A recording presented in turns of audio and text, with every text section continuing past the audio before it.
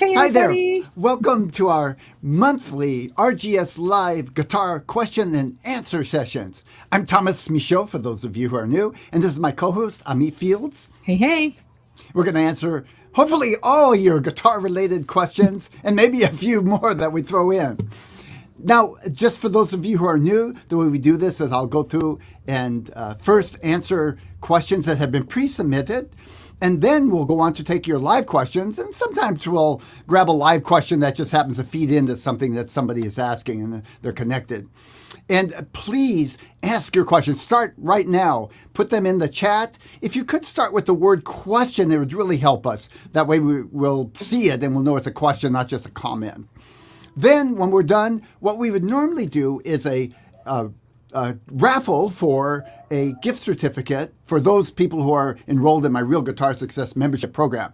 This month, I've had another software glitch. Actually, the second time this has happened, not in a row, but I couldn't get access to the people who have completed the course for the month of August. So I'm going to go work on that later, and I'll figure it out and do a raffle, or maybe I'll do two next month. So in any case, please ask your questions now, and I'm going to start with my first pre-submitted question. So, Ami, I've already prepared a presentation on this, so Yeah. I'll go ahead and ask the question. Sounds good. This is a question from Shulamit, who is asking about pedal tones on guitar. And this is a new one, actually. Nobody's ever asked this one before. Pedal tones, it gives me a chance to not only talk about pedal tones, but show you some examples of how I might use those. Pedal tones, what it means is basically that you keep one note going, the same note, while you're playing either different chords or could be other single notes as well. Mm-hmm.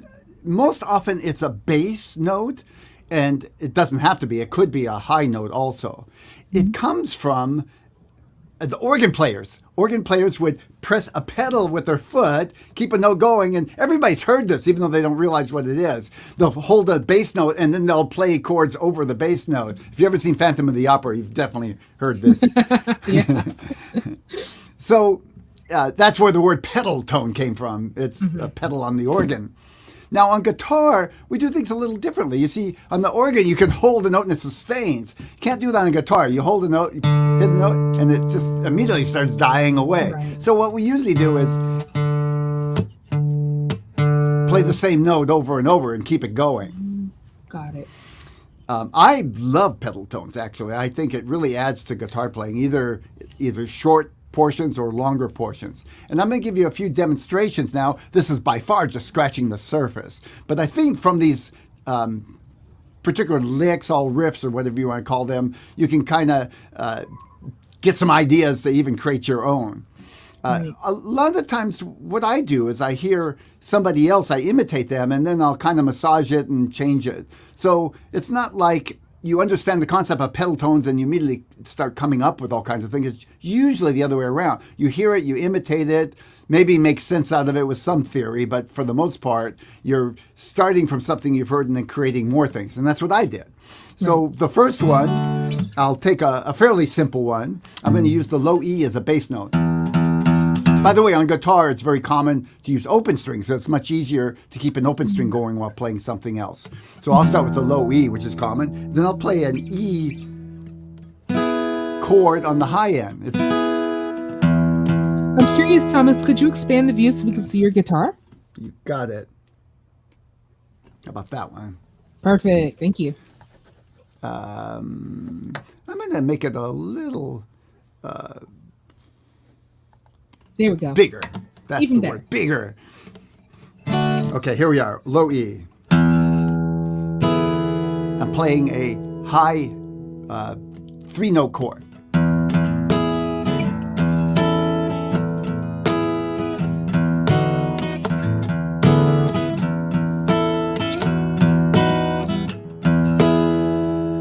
So that was a good, very simple example of a pedal tone. I'm holding the bass note while I'm playing other chords over it. By the way, I was really playing fairly simple chords. That was an E, A, E, B, and then I played E, A, B again, just a different form of the B, an inversion actually, and then back to E. Fairly simple. Now, let's get a little more complex. I'm going to use the A bass note for this one. Oh, yeah, I like that.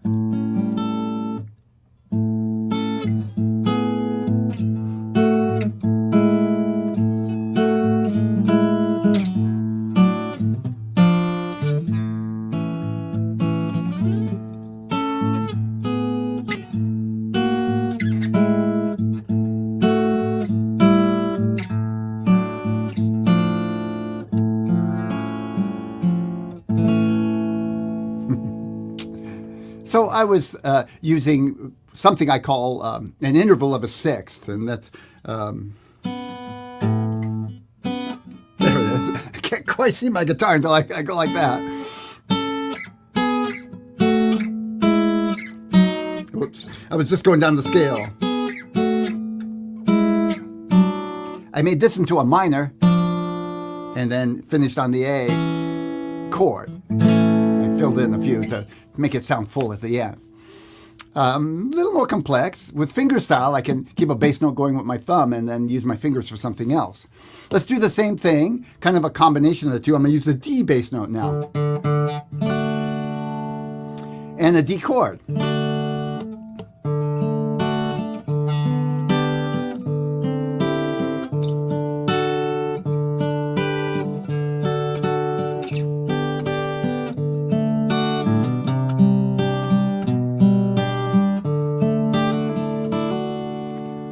So at the very end, I went off of the pedal tone, and I wanted you to hear the contrast. When you make a pedal tone, you kind of tend to anticipate that note, and then when you go off of it, it sort of adds some interest.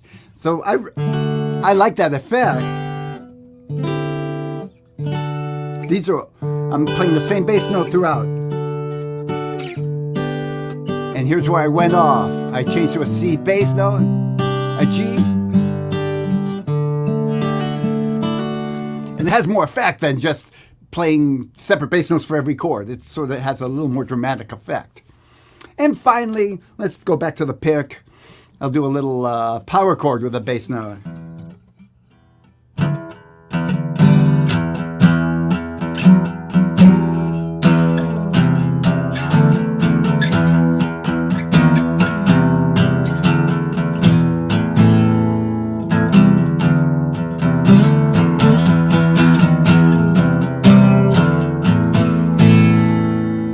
Okay, I was just playing the E bass note and power chords on the A and the D string. And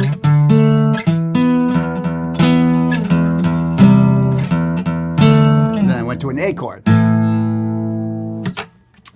Okay, so I'm going to stop there and let's go on to either the next question, or if there's any questions related to this, I'd be happy to answer those also. Yeah, great. Thank you for that presentation. I think that's amazing. I think my experience with pedal tones, like I've never played them, but church is just what I associate pedal tones with because it's in a lot of hymns and just like general church music and the organ, like you said. So yeah, anyone that's watching us live, please submit your questions. Now would be a good time. We're going to go ahead and roll into some of the pre-submitted ones. And even if you have pedal tone questions, again, just add them into the chat and we'll get to them. So we have a few questions. The next few are coming from Shulamit. So we'll just kind of go one at a time. The first question we have says, harmonics. How do you make them sound good and how do you incorporate them into songs? So I'll start off by saying I don't use harmonics. And there are a couple different ways. Now, I know Shulamit plays acoustic guitar for the most part, because there is a whole thing of harmonics on electric guitar, and it is different than acoustic guitar, in part because you have that sustain. You could do things that you couldn't even try on the acoustic guitar. The only time I use harmonics is pretty much just an open string on the 12th fret. I barely touch it. So I might go like this. I'll play an A chord. E. Something like that. You could do it on A string, and you're going to get a harmonic of the note that you were playing. In this case, open E, E harmonic. Now, I have in the past used some harmonics in classical guitar. There's a technique that And the reason I say I don't do that, I haven't done it for years, and I'm not going to pretend I could do it. It was on a nylon string guitar, and I would have to work it up on a steel string. But it's where you use this finger to pluck the string. I can probably just create the effect. And then you can make a harmonic all the way up and down the note. So this is the note that we just did right there. Ooh, it's hard. No, you can kind of hear it. Yeah. Because the fretboard's in my way, and on the nylon string guitar, it's easier because it's thicker string, I guess. And I know people do it on acoustic guitar, so it's just a matter of practice. And then you can move the note up, and then you can move the note up here as well, because you've got the pick in your right hand. Oh, Thomas, someone live is asking if we can see like a video of it so we can see what you're doing. Thank you, Michael, for pointing that out. Yeah, it'd be great to see how you're doing those harmonics. There. Perfect. Okay, so what I was doing is using my right hand and picking with this finger right here. It works. And I was saying it's a little easier on a nylon string guitar, for me anyway, because I'm used to it. So you can see it's a technique you really would have to practice it, and you can use it at specific places in songs.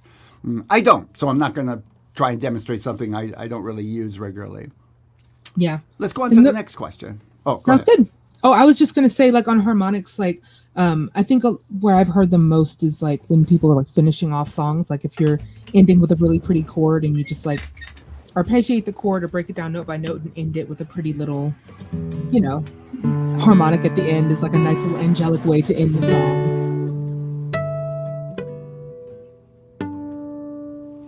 There we go.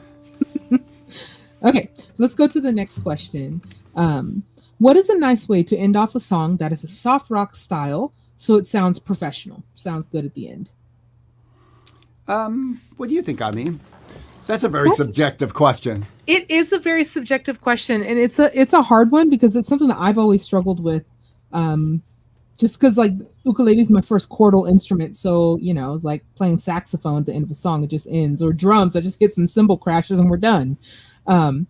So I think that it depends on kind of what you're going for. And I think a nice, clean, easy way to end it is to just like sustain the last chord and then just kind of let it die out. And it also depends on if you're talking about performing it live or recording it, because those are two different things. Because you can do a lot more in a recording scenario, right? Because you can literally fade out the sound versus live. And that's very common to fade out. Right. Exactly. Versus live, it's kind of like it's just going to sustain. If you really just let it fade naturally, it's going to kind of sound silly. I know sometimes in performances we've just done like a hard stop to it where you said da na na na dot and then just end it and be done. It just kind of depends on the effect you want to go for.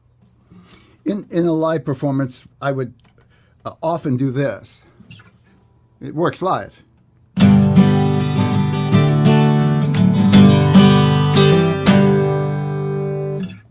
Or yeah, that's right. Just add a little rhythmic figure at the end. But in recording, maybe most of the time we'd fade out. Yeah. So that same song would be a fade out. Yeah. And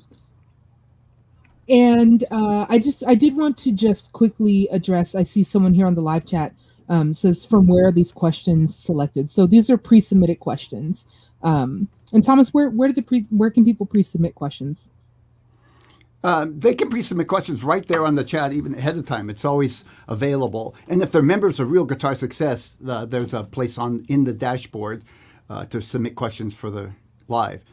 Obviously the paying members get priority on the questions. Right, perfect. And then for the person that's live, that's now just asking, will we check the live chat? Yes, we will. We have some questions, and we kind of like we'll go back and forth between pre-submitted and live ones. One of the biggest differences about being a member is that they pre-submit questions on the website itself, and I get a chance to sometimes even research or prepare some demonstrations or something. I won't see the chat until the day of, so right. I kind of have to go with whatever I can come up with at the time. Yeah, and I did want to just address the person that's asking about this. Resmi is what I say. Resmi RK. Hi, Resmi. What do you think is best off offline music learning or online learning. And I think it's a question about, is it better to learn online or offline, like in person? I think it depends. And I think that you're able to do both, and everyone learns differently. That's just kind of my take on it. Do you have anything I would else say, on that, yeah, if Thomas? you can do both, better. There's pros and cons to each. A lot of times, the problem I have offline learning is sometimes it is hard to find a good teacher. A lot of people want to teach guitar, and this many probably should be teaching guitar. I know, because I Right. hire them and interview them. And Right. I find very quickly that a lot of people just want to make some extra bucks and teach guitar. And then the Right. student doesn't know, and they get frustrated, and they don't realize they're not getting a kind of a structured program. They're just kind of winging it. Exactly. Now, with that said, if you get a good live teacher and you can afford it, because of course they're going to be charging you more than online, God, they can sit right there with you. I think they can show you stuff on your guitar, right there. They can move your finger if they need to. And there's this accountability I like. In other words, if you have a schedule to come every week to see them, you're going to want to practice, or you're naturally going to want to impress your teacher, show them you're doing your job. Whereas online, there's not as much. Unless you have a particular appointment with somebody, there's not as much accountability. Yeah. Online, you have the advantage of you can watch something over and over and over. I can focus in the camera on little things that I couldn't do in a one-on-one lesson. A lot of times on one-on-one lessons, my teacher would show me something. I'm a little nervous, and I might ask a few questions, but not everything. And then I'd go home and go, now what the heck did he say? what I thought I knew, but whereas online, that's not the problem. I watch the video 2-3 times. I often watch the video several times. I couldn't do that on the live. Yeah. So I think it just depends on what you have at your disposal. You also get the advantage of live. A good teacher can teach lots of people with the same video. So you're going to, because the teacher is actually getting more bang for the time they spend on that video, you're going to get a better quality lesson than, for the same amount of money. So you're going to pay less for better quality. You still have to pick and choose. I'm not going to pretend that anybody who makes videos online is a good teacher, but there's a better chance of getting more bang for your buck in terms of what you get for the lesson. Yeah, and I agree that some combination is good. Like we'll have people sometimes that will come. Yeah, we have people that come to our in-person school here in the Bay Area, and they'll take in-person lessons with a teacher for 2 months or so just to get the solid foundation. Then they'll switch to our online school after that, just to kind of continue learning, because they've set themselves up to not make bad mistakes, like holding the guitar weird and stuff like that. So I think there's room for both. Yeah, good. Okay, let's go back to another question from Shulamit. Is it okay to use a guitar capo on the ukulele? That's Ami's area of expertise. You can. You Bad joke. can. You can. So the deal is that, can you use it? Yes, theoretically. Is it comfortable? No. And it really depends on the capo. There are all different kinds of guitar capos out there. So if you have something that is highly adjustable, that's going to be better. If you have something that's like a spring one, like a Kaiser capo, which is kind of the popular one. I actually don't have my capo on me, I don't think. Actually, I may have one. Nope, I don't. Sorry, that's a peg winder. So with a capo, if you are using a guitar capo, it's going to be much wider. And so on the ukulele, it's going to look wider. And essentially, you're just not going to get as clear of a sound for what you're trying to do. I would recommend just getting ukulele capo because it's specifically made for this size instrument. With that being said, in a pinch, I have absolutely used a guitar capo. Actually, Thomas keeps one in his office, and I teach in there sometimes, and I've definitely pulled it out of the drawer in a pinch and just thrown it on real quick. It'll do the trick. It's not going to give you as clear of a sound.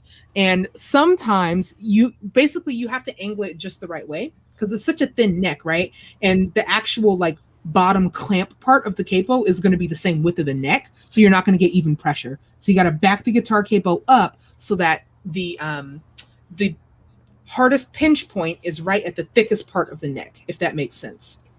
So it's tricky. Just get you a ukulele capo. That's what it comes down to. Just get a uk capo, and if it's not that serious, then you can use guitar in a pinch.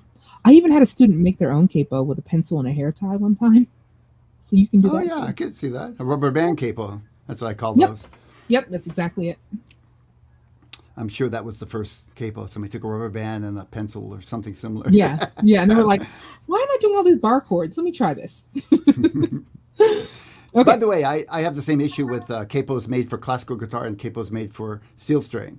I can make a classical guitar capo work on a steel string, but same thing, I kind of have to move it around to get the pressure in the right place. And I have a hard time making an acoustic guitar work for classical because it's not wide enough. Yeah, exactly. And so they have like all these different capos on the market now. Of course, people think of everything. One of my favorites right now is the Ernie Ball Axis capo. We sell that at our store, and oh my goodness, I have to get one. You need to get one. They're I'm gonna try extremely it. inexpensive. They're really good. What I like most about them is that essentially, so capo has two parts. It has the part that goes on the fretboard, and then the part that's kind of like out and curved like this that wraps around the back. So with the Axis capo, they are both parts of it are the rubber part that you would put on your fretboard. So essentially you clamp it one way and it's for a steel string guitar, flip it, clamp it the other way, and it's for a nylon string guitar. So it's got both a radius and a non-radius bar that you can use depending on the kind of guitar that you're using. They're like $15. So they're best sellers at our store. That's a very reasonable price. Yeah, I usually absolutely. pay around $20 for a good professional capo. Yeah. So it's a good one, and like the spring in there is just super strong, because I know that's a normal complaint is like over time the spring just gets looser and looser and it's not going to give you a good clamp. But these ones have like a really strong spring that's not too hard to deal with, because that's the other. It's a fine balance, right? You don't want something that's too hard to press, because you want to be able to change it relatively quickly. So yeah, check out the Ernie Ball Axis capo. Good. Yeah, I'll try it. Cool. Okay. For those of you live, again, keep submitting questions if you have them. We're going to go back to Shulamit had a question here. So Shulamit says, recently you released a lesson called How to Make Open Chords More Interesting. Within the lesson, you taught G, A minor 7/G, and demonstrated this with a little riff added. The riff intrigues me. Could you teach it to us? How did you choose it? I see that it's made up of a triad or some part of one, but how'd you know which notes to choose? First, let me show you the riff. G, and I call that an A minor 7 with a G in the bass. By the way, it's often also shown as a C with a /G. Slash means in the bass. I used to go back and forth, and I finally just decided stick to one. I'll go A minor G. So that's what I generally use, but it's not absolute. I like this question because it allows me to talk about something else that was a misconception I had early on. And matter of fact, not just with music, but with language too. I studied Spanish for years. And I thought, I'm a reasonably bright guy, no genius, but I thought mentally I could figure out the rules and then use that to learn everything and figure things out from that point, kind of figure out the basic rules. And this question reminds me of that, especially when she talks about, you saw a triad in there. I'll tell you, this is me. This was me. And I think it tends to be adults because we're used to using our brain, the intellect part of our brain. It's got us where we are today in our jobs, in school. And music that's not the best tool to use to learn music. It's good as a supplement, but not as the leading tool.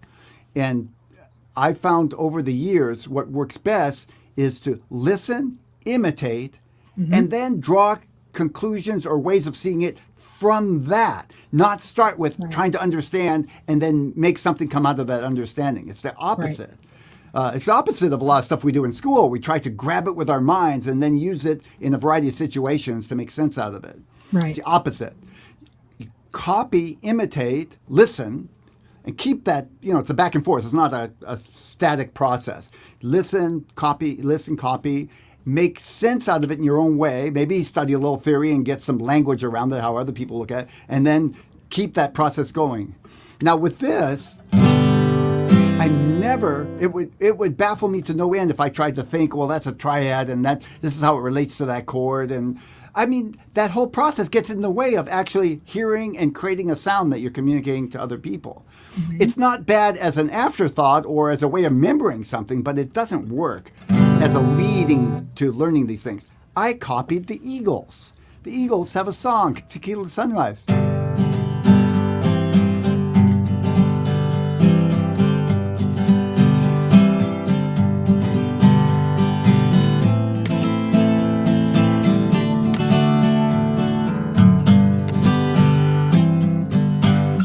And then I noticed that same lick was being used by lots of bands. Once I learned it, I could see it. It's like you get a blue Volkswagen, all of a sudden you see a bunch of blue Volkswagens all around. Right. I started to notice that lick is in a lot of ways different rhythm, of course, but basically the same lick. The name came after. I didn't try to figure out the name of the chord when I was watching and listening and say, yeah, it sounds like what I hear them doing. Let's add a hammer onto it. Yeah, that sounds even more like what they were doing. I want to try something different. I noticed the Eagles actually were doing this kind of expanding on the lick. They would take the second finger and move it over and make another chord. I don't even know the name of that right off the top, but it sounds good. Listen. Oh, I think it's the start of Take It Easy by the Eagles, another song. Similar, yeah, they reuse the same kind of forms, but different rhythm and, a few variations on them. So that's actually my main message to this is that lick is something I learned from listening and imitating other bands. I actually have, she'll admit, this is for you, 2 complete courses on different licks from popular licks. And the idea wasn't that, I could show off these licks I know from the band, but you can extrapolate from learning those licks and make them your own and use them in your own songs, and which is what I've done all my life. And it's really what works. So over time, I've come to realize that that's the process that really works in creating music or dance, by the way, and probably art, as opposed to the kind of coming from the intellectual approach. Yeah. I hope that makes sense. It's one of those things I had to hear many times before I really got it and try it out, test it out. Yeah. Totally. One thing that really helped me is I took salsa dancing lessons. And man, I tried to apply, memorize the steps. And man, nobody wanted to dance with me. Yeah, it's not fun that way. Finally, I let go of all that and just got basic movements and just practiced them enough to where they just worked without thinking about it. And I found I could dance. I could get people to dance with me once I learned a basic movement around. I didn't have to do all the fancy stuff, and I couldn't. But they would want to dance. And then I could try some new things. Once I got going, I got a place to try them out. But at first, man, I was just dead in the water, just trying the same things over and over and trying to grab it with my mind. Yeah, that's so interesting. And that's something that we've talked about before, right? That kind of like intellectual versus feeling approach to learning. It's just different. I guess I'm not sure that's a completely accurate approach, but I can see how it could be labeled that way. Because really the process is not just about feeling. It's really about allowing a more, I want to say intuitive, but that's not quite right either. It's this automatic process of your brain where it just memorizes movements and then you make sense out of it afterwards. Feeling does apply, but that has more to do with how you make subtleties in the notes and the chords and things that add emotion to it. Yeah. No, I think that's really interesting. It's just different. When I was styles. dancing salsa dancing, it wasn't about, I didn't need to get the feeling. I needed to get to where it was automatic and I wasn't thinking about it. The thinking added a step in there that delayed things and it made it uncomfortable. Yeah. And I can relate to that dancing thing because I dance in a professional West African company, and over years of training, I totally feel that overthinking, and they used to yell at me, "Stop thinking!" So I'm right there with you. Okay. So I imagine it applies to sports too. Yeah. Though, totally. I wouldn't be an expert there. Yeah. We have a couple live questions. Let's get to those. So Tim, who I know is an RGS member, says, now that it's fall, will you be posting more Christmas songs on RGS? There are 2 there, and I'd like to see some more. Sure. Yes and no. I do have some Christmas songs, and I'll figure out how to make those most accessible. See, the thing is, it depends on what you're talking about. I will make some links to Christmas songs on there, and I'll look and see. I'll bet you I don't have them all up on the RGS website, the ones I've done too. So that's a good reminder for me to look and see what I have access to. Yeah. Or what I made access to is what I'm trying to say. But do keep in mind that, especially for things like that I'm giving to everybody, like the practice sessions and all, everybody doesn't celebrate Christmas. Everybody on RGS is not in the U.S. even. And even the ones in the U.S. don't all celebrate Christmas, so to speak. So it's a little tricky. I wouldn't want to make too many lessons just around Christmas and exclude a whole bunch of people. Doesn't mean there's not a place for, some for everybody, but I try to be more inclusive, so to speak. Yeah. But And it would help to know, by the way, from you, what level you are in terms of Christmas. Are you talking about playing and singing along kind of songs, or actual, like instrumental solo guitar type stuff? Because that will help me know what to look for on the site. Yeah, cool, Tim. And if you're here, just if you can answer that in the chat, I'll be glad to bring it back up. Let's move on to Patricia. Patricia says, I play a parlor size acoustic guitar with steel strings, but I would like to try a similar size nylon string guitar. Any suggestions? Yes, I have a suggestion. She actually works in the store more than me. I do. Get you a 3/4 size. So they're all different sizes of guitars and they all do different things. So if you're playing on a parlor size acoustic, it's probably, from my understanding, and Thomas, you may know better, but a parlor size steel string is going to be more similar to a full size nylon string in terms of the size of the body, because the dreadnought is like big, parlor size is a bit smaller. So if you like having the smaller guitar, but you want to do a nylon, you can always get a 3/4 size guitar. The one that we carry in the store that everyone likes is the Yamaha. It's like a CGS 103A, I think is the model. I have tried a number of different 3/4 guitars, and for the money, for in the $150, $200 price range, the Yamaha is the best one I found. The cheaper ones, totally. There's a significant drop in quality. Excuse me. But there are better ones. I've played some that are $300 and $400, and you get better guitar for the money. It's just the quality doesn't go up comparative to the money. Yeah. And one thing I like about 3/4 size guitars, and I tell this to like, especially parents when they're, getting their younger kids or smaller people that are looking for guitars, unlike the violin, you don't have to move up in size. Like with violin, if you start out on a 3/4 size, a kid is 10 or whatever, starts on 3/4, they have to go to a full size because you just can't play violin that's too small. Guitar, if you get a half size or a 3/4 size acoustic guitar, that can just be your travel size guitar. Like you can absolutely still play it because the scale is going to be the same. That means the frets are still going to be the same distance apart and all of that. So I would highly recommend checking out the Yamaha one. And if the 3/4 isn't quite small enough, go for a half size. It's pretty much the same as that guitar, just a few less frets and quite a bit smaller. And it's nice to just throw it on your back and take it with you whenever you're going somewhere. That'd be my tip. I like the 3/4 guitar as a kind of a travel thing. I've tried a lot of travel guitars, and you can pay a lot of money for those, but the 3/4 size guitar makes a nice travel guitar for not too much money. Yeah, exactly. Okay. And Resme is live and says, how many years did it really take to master guitar? That's the age-old question. How long till I'm good? How many years? I'm still working on it. I was going to say, there's no such thing as a master guitarist. I think you're just always learning. I'd say looking to master is a difficult way to phrase it, because you kind of never get there really.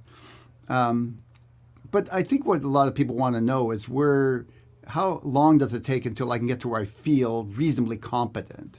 Right. And even that, you never quite get there. I mean, I feel competent on some things, and other things I wouldn't. I'd still have to work on them. Yeah. I would say for most people, after probably longer than you think. I would say. Seems like a lot of people think in the matter of a few months you can play stuff. Now, the thing is, everybody has a different idea of what competent is too. I mean, if you're just trying to play a few simple country songs, that's a whole different level than if you're trying to play classical guitar, or bossa nova or intricate jazz. It's a very different animal. I would say for most people, at about a year, 6 months to a year, they're in a place where they feel like they've made good progress. Usually there's kind of you feel like you're learning stuff really fast, and then right around 3 to 6 months, you feel like you're plateauing or even going backwards a little bit. And then after about that 6 months, if you stick with it and keep practicing and don't let the idea that you're not progressing get in your way, you usually start making progress again, 6 months to a year. Yeah. It's just or feel like you're making progress. That doesn't mean you weren't making progress. You just can't quite see it. Yeah. And I would say, like, it's important, especially when you're learning, to set realistic goals for yourself and like small goals, small attainable, achievable goals. Like, hey, I want to have three chords memorized and feel really comfortable transitioning between those three chords in 3 months or 4 months, whatever the goal is. Just so that you're not setting yourself up to feel disappointed in the progress that you have made. Yeah, good. Okay, so Jack, hello, Jack. Jack says, what is the difference between a classical guitar and a flamenco guitar? Oh, that's as a harder question than you might think, because looking at them, they kind of look about the same. And you wouldn't really need to know this unless you really are going to play flamenco guitar. And I mean, actually learn well enough to play the flamenco style, not just a few flamenco licks. Because you can play basic flamenco licks on nylon string, any nylon string guitar. You could even play on steel string, though. It doesn't quite sound the same. My understanding is the woods are different. The flamenco guitar generally has a back and sides are usually made of sycamore, sometimes maple woods, blonder woods, and the angle of the neck is slightly different because what they're doing is getting the strings closer to the neck. It tends to lead to more buzzing and rattling, but that's okay in flamenco guitar, especially when they're playing for dancers. Buzzing and rattling. I heard somebody ask, why is your guitar buzzing? And they automatically assume that's a bad thing. It depends on what style of music you're playing. Yeah. In flamenco guitar, that's considered normal. And it allows them to play those really fast riffs as well. A classical guitar tends to have a little different bracing on the inside as well. Underneath the face of the guitar, there's bracing. And it's enhancing the full tone. The flamenco guitar is meant to be a little more brighter and cut through because it's a tool for dancers. Right. And they want it to be rhythmical and cut through the noise of the feet, which are the percussion in dancing. Right. Other than that, I think that's all I can think of for now. Do flamenco guitars normally have a tap plate on it, the little piece of plastic? Yes, that's a good point. And that's because you use your fingers, and some of the techniques involve tapping the front of the guitar. If you do that too often without a tap plate, you're going to actually make a hole in your guitar. It's slow, but it does. Yeah. This guitar I'm playing is actually a hybrid. It's oh no, I've got the steel string. the it looks like a dreadnought to me. This is my favorite guitar. It's a Lester DeVoe handmade instrument. It's actually a hybrid. Notice it has the back and sides sort of like a classical. It's a rosewood, but it does have the action and the bracing of more of a flamenco. It's meant to be sort of a cross, and it's specific to the style of music I play, which is kind of a pop flamenco guitar. It's the main style I play. So I want good full melodies when I'm playing the melody. I don't want that thin percussive sound that you would use for a dancer. Yeah, that's great. I learned a lot. That's awesome. Okay. All right, so someone here says, I'm thinking of purchasing a resonator guitar. Do you know if the action can be adjusted on those? I don't see why not, but I don't know enough about them. I don't know anything about resonator guitars. Sorry. Yeah, sorry about that. Maybe a quick Google search, you may be able to find more info. I'm sure someone has written about it somewhere. Okay, and let's see. We have a few more live questions here. Cool. Oh, and hello, Priscilla says hello from Ghana. Hello. Hi. Thanks for joining us. Ghana, West Africa in the house. Hey. We have some folks from India here too. We're international today. That's awesome. Okay. Here's a question from Forever Thoughtful. For transition purposes, I often play beginner versions of chords, 2 or 3 strings, or 2 strings, not 3. Okay. Any suggestions for F and or B chords? Brutal for a 1-year beginner. Thank you. I'm not sure I understand yet. Me either. I'm not sure about the 2 strings, not 3. Like how you're playing a chord on just 2 strings. So I've never done that. Now that I think about my beginner chords, there are some 2 and 3 string chords, but they're specific to chords that sound good. the F chord, here is what I usually teach people to play for a beginner F chord. Or, so it depends if that's going to sound like an F, because a chord, it has to have 3 notes to fully sound like a chord. You can play a chord with 2 notes, but it's ambiguous. In other words, you can't really tell exactly what chord it is except in context. Once you add the 3rd note, it's very clear. This is an F chord. It has an FAC. I don't think they can see when I'm playing. Oh, yeah, that's better. There we go. And this is an F chord. It has 3 notes again. I get it for people that partial bar is a little hard for beginners. So that's why this chord makes sense sometimes. But you have to deaden out that high E string to make this work. You could say, I guess, C and the notes. Yeah, I've never tried to play an F chord with 2 notes. The several issues that would come up for me. Let's say that's an F chord.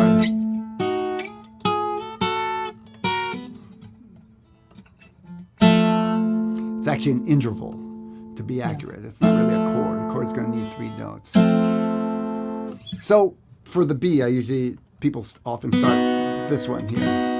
That's the first finger on the 2nd fret, 1st string, and on the 4th fret on the 2nd and 3rd strings. I would say, if you're learning chords and you're getting to a place where you need the B or F, it's probably time to start learning more full chords. Yeah. So there's a place for 2-note chords, and it's not just in the beginning. You can actually use them later on too. But by the time you get to where you're thinking you're going to need the B and the F chord for songs, you probably are better off learning full chords as well. That's the time. Yeah, I agree. Yeah, and Forever Thoughtful, thanks for clarifying here. Just, is there an easy version of F chord, B chord? And I agree with Thomas. I think if you get to that point, then put in the work to learn the chords. That way you just don't have to worry about it either. A lot of people do try to play songs with F, and they use this 3-note chord. Sometimes. How do you get in that high E string, by the way? You take this first finger and kind of angle it down until it touches it. Got it. See, even if I hit it, it doesn't sound. Right. Cool. Good. Yeah, I think that makes sense. Okay, let's go to our last pre-submitted question. And as we're going through that one, I'm going to just shout out the last call here for anybody with other live questions. Now's a good time to just throw them in the chat. So this one is from Bob. I found tabs for an old favorite from the 70s, Jackson Browne's Before the Deluge. There's a chord change at the end of some of the lines that's hard for me. It's in 4/4 time, and you play a G for 3 counts and then C for 1 count, back to G for the next measure. I'm using the 4-finger G. I Googled the chord change and found I'm not the only one struggling with GCG, as it requires moving all 4 fingers, no anchor finger. Any suggestions on how to play G, then C for 1 count, and then back to G for the next measure? I have 3 suggestions. First of all, yes, you're right. Hard change. Because I have to take all the fingers off and move them around. I wouldn't do it.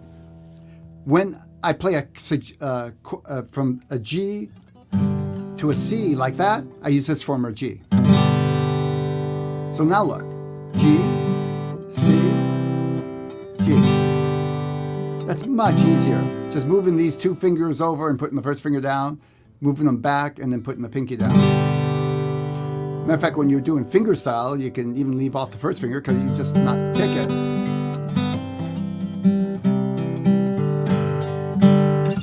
So that's the first thing. I would consider that. I'm guessing that you're not used to this G, and might be. This is a reason why we often know more than one fingering of chords. I get people ask, well, see, I play the G this. How come you do it like this? I could play a G probably a dozen ways if you're talking about, if you include bar chords and up the neck. But certainly, I like this G because of the fullness, especially if I'm going to this kind of C. So that brings up the next issue. Number 2 is you could change your C chord from a folk style C to this form of C. Technically, it's called a C add 9. That's not the only name, by the way. It could be C add 2. In any case, I usually just call it a C. I teach it often to students because it's a little easier to go from the 4-finger G, C to this one. You just move these 2 fingers back and forth. It depends on the style of music. When you're talking music that tends to be more folk style, country, this might be a little modern sounding. And more pop music, this sounds more normal, maybe even better. This sounds too plain. If you take your pinky off when you play the C, it's a little more like the regular C, because the high G note makes it stand out a little bit more. If you want to sound more like this C. See? Right. Not a big difference. Technically, it's this D note that makes it the add 9. I can go, yeah, it's a whole issue whether add 2 or add 9. I've asked many musicians, and they all say, I mean, it's this or that, or it could be either, you could call it either one. It's 2 names for the same thing. Yeah. 6, so 1, half a dozen, it's that kind of thing. Exactly, yeah. And the third suggestion is any chord changes that you come across like this, it's worth learning a technique to learn changing chords. And the technique is not, let me start this way, is not try to play it while you're playing the song. Right. So you want to narrow down and focus on just that chord change and practice it a little bit every day until you do it. So let's say you don't want to do any of those other things. You just want to go from here to here. Okay, I can do it. How did I get there? Lots of repetitions. You can accelerate your path by just spending a little time each day. Start off just strumming them. And do that for 5 minutes. It doesn't sound long, but 5 minutes seems long when you're doing the same thing over and over. And do it 2 times a day. Do it in the morning and at night. Right. You're just getting this one thing. This is not going to be your habit from now on. Right. And then the next day, start putting it in time. Strum 4 chords and then change. And do it with a metronome so it forces you to do it on time. See, that's the next step, because at first you're not worrying about the timing. And then you start narrowing it down. Instead of 4 chords, you narrow it down to 2 and switch. Slow down the metronome, and then start speeding it up so you can change faster. Get to where you can do it 1 beat per chord. This is not all one day. You work on this over a period of time. And after a while, this is easy. When you do put it back into the song, now you can do it. No problem. Awesome. So I'd still go to a different chord, but this path is you need this technique. You're gonna have to learn chord changes that there's no other way you can do it. Right. I think that's really great. And Bob, if you're here, if you have any follow-up questions, go ahead and throw them in the chat. But I think that makes sense to me. Don't put yourself through so much. You don't have to work that hard for it. All right. The last question that I see here is from Kay Willie. This is a live question. Kay Willie says, any plans to do a full play along for your Take It Easy video? Love being an RGS member. Well, we love having you. I will add that to my list if it's of interest. I have done some play-alongs for different songs, and I can add that to my list to make a play-along for it. A little more complicated. I got to come up with a rhythm that'll work for that, but yeah. Awesome. Well, I don't think we have any other live questions. I've thrown out a few last calls here, so I think that's it for the month of September. Let me mention, too, that if you're watching this as a recording, you can still ask questions. Just put them in the comments below the YouTube video, and I will check. Every couple of days, I check my questions, and I'll answer them and get back to you as quickly as I can. Awesome. Well, I think that's September. That's it. Again, we normally do a drawing. I can't do it this month, but I'll figure out what's going on and either do 2 next month or I'll send out something in between. Cool. All right, everybody. Well, farewell for now. Have an awesome weekend, and we'll see you guys in October. Thanks for being here with us. Look forward to seeing you the first Thursday of every month. The next one will be October. I don't know the date, but I'll put it up by the end of the day. There we go. We'll see you guys then.